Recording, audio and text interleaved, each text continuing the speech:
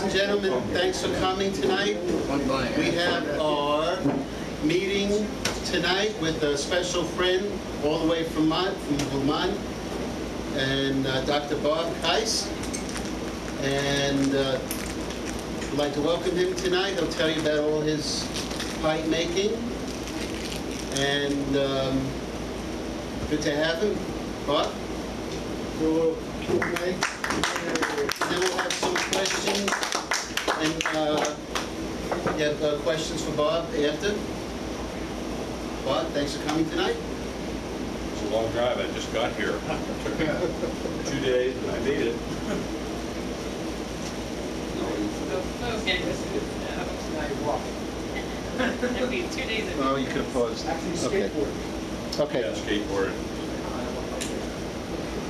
Okay. 2 days. You're fine. You can stand behind your table if you want. Well, I guess I'll talk about politics, okay?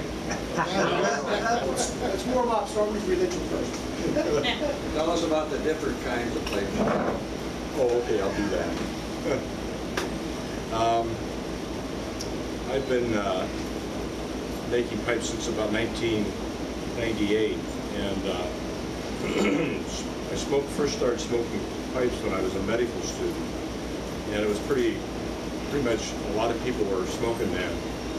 And I always remember having my white coat on and a tobacco pouch and a pipe in there. And the only time we didn't smoke would be, at the bedside of patients, but in the doctor's little working area, walking down the hallway in the hospital, professors, all smoking pipes. So it was great. But those were really the good old days.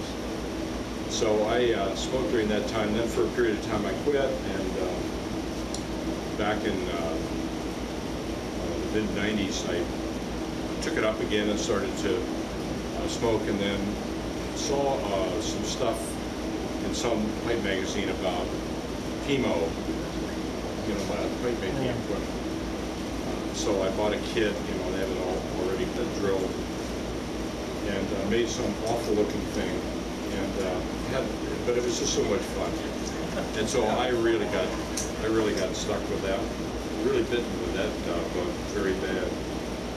And I had the fortune of spending some time with a couple of really good pipe makers and traditional apprentice stuff. So that was really fun. Learned a lot.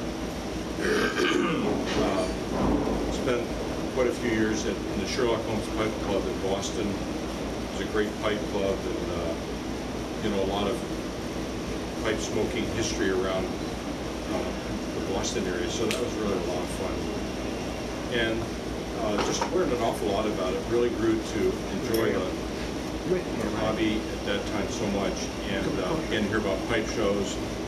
So I went to a lot of those, and started collecting all kinds of pipes, and spending a lot of money on pipes. You just kind of go crazy in some of those shows.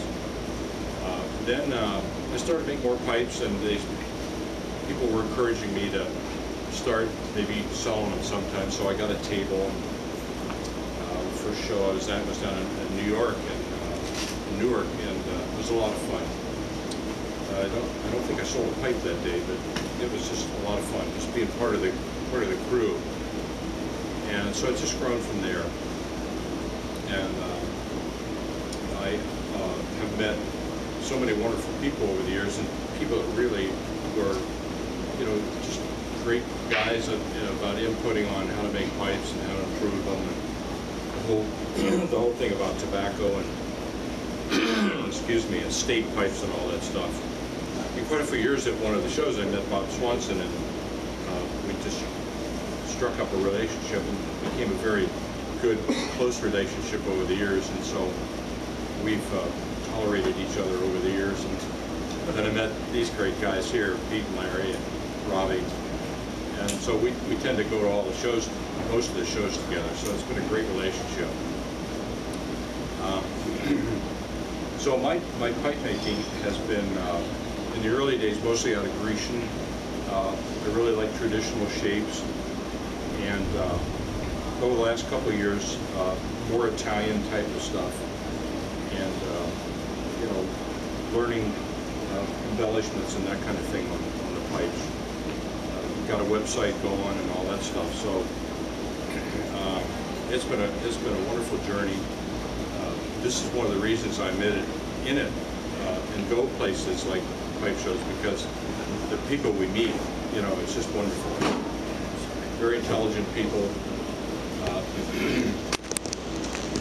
people with good common sense and all that stuff. So the camaraderie to me is really big time.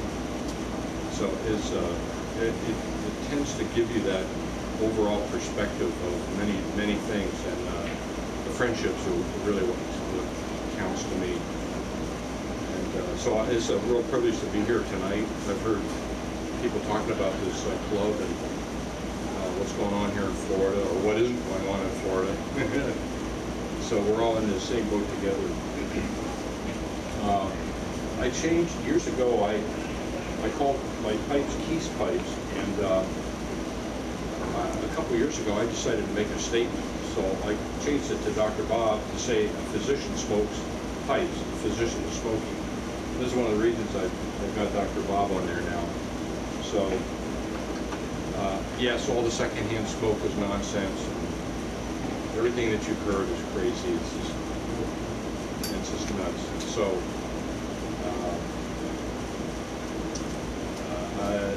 that's where I'm at right now. I'd love to be able to do this full time. It would be wonderful to just make pipes every day in my life. Hell yeah. I've been a family physician for about 42 years. In December, I got out of there, and just in time, I think. And you know, doing wellness now, which is one of my passions. And Is that a comment on Obamacare? no, I'd rather not. We already discussed it here. We'll tell you what's going on. It's a disaster. Yeah. There may be a few little things here and there.